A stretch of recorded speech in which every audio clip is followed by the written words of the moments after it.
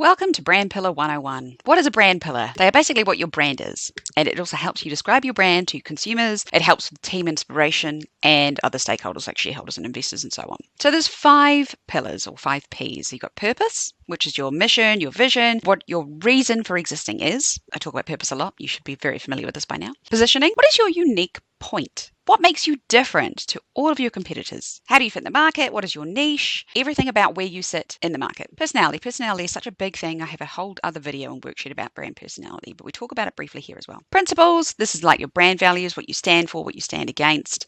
And promotion. How do you actually sell? How do you get out there? How do you find people? How do you generate brand awareness?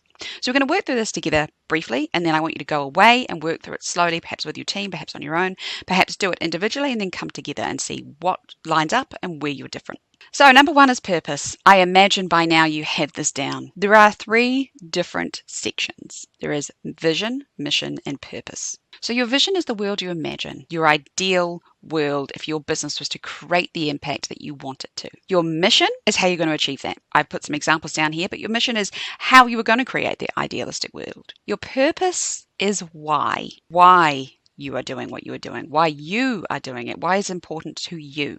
You've got little bits of gaps. You've got some examples to work through here. It's really important you get these 3 things really clear in your head because that's what you pass on to your customers and to your team. What I always used to say when I started to tech was I run a cosmetics company. It always felt silly. It felt frivolous. It didn't seem to matter. When I started saying, I'm using business to change the world, or I'm trying to rid the world of plastic bottles, people got way more interested, and it was a much more exciting way to describe what I was trying to do. And that came across in the way I said it. Next up, you've got positioning. There are very few business ideas out there that don't have any competitors in the market. And I know that you will argue with me and say, I'm the first so-and-so to actually exist. But the problem you're solving for your customers existed beforehand, and your customers probably solved it in a different way, just is a completely different way than what you're offering. So you still have competition. And I always use the example here.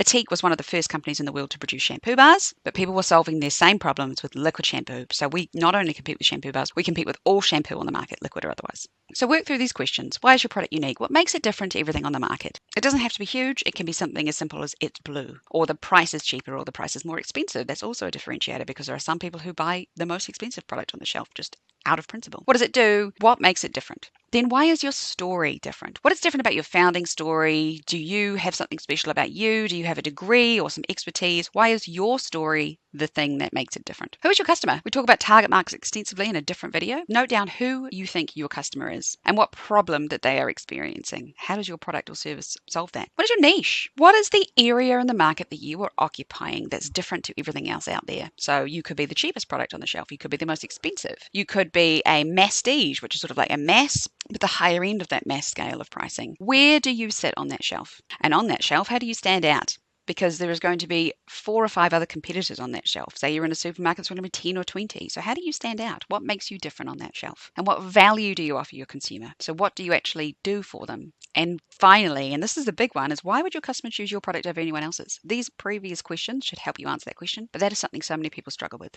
So why should your customer choose you over all your competitors? So now you can put that all together. You can have a brand positioning statement. I really like Amazon's. I have used Amazon as all the examples are here so you see how they all fit together.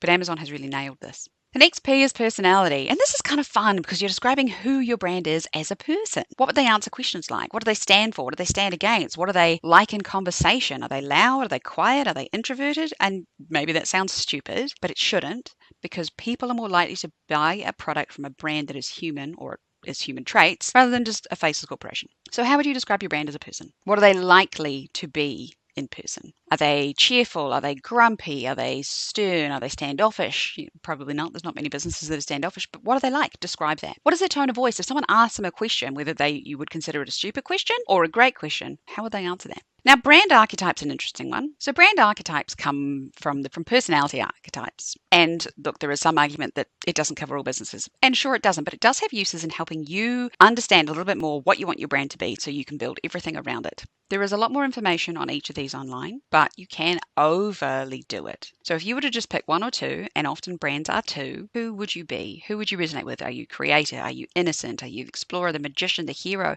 Think about the emotions you want to evoke in your customers. Which ones are those? consumers? Which archetypes do you think you fit in? And then can you describe your brand personality in 10 to 15 words? It can be bullet points, it can be a paragraph, however you want to describe it. How would you describe your brand as a person? So we'll move on to principles. So your brand principles are values. Now, obviously we have a values video, but this is a good way to jot it down just briefly. So what does your brand stand for? And equally important, what does it stand against? And then list the important aspects to your brand. And people get a bit confused here. So I mean things like plastic-free packaging. That is something a tea, for example, is never compromised on. What are your values? What is your motivation? Why do you do what you do? Transparency. You want to be ethical. Do you want to be innovative? Do you want to promote equity? And now, based on the above, all of those questions you've just answered, can you distill those values and personality descriptors into 5 important ones? Now, it can be really difficult. So if that's really hard, go for 10, but try and get it as succinct, clear as possible, because you want people to remember and understand these, particularly your team, because they are going to be the ones who answer people, who talk to people, who talk to your customers and your shareholders. So you want to make sure this is really deeply ingrained.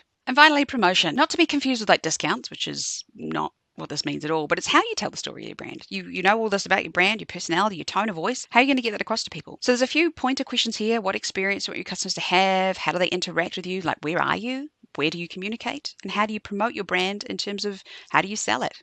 How do you build brand awareness? This is a huge part of building your marketing strategy. And it may feel like a lot of this work overlaps, and it does, but doing this now will help you when it comes to building that marketing plan. So now we've gone briefly over this. Go and do this in depth, because brand pillars are so important and something you will keep coming back to. They will evolve a little bit, but at the end of the day, they should be a real foundation keystone of your brand.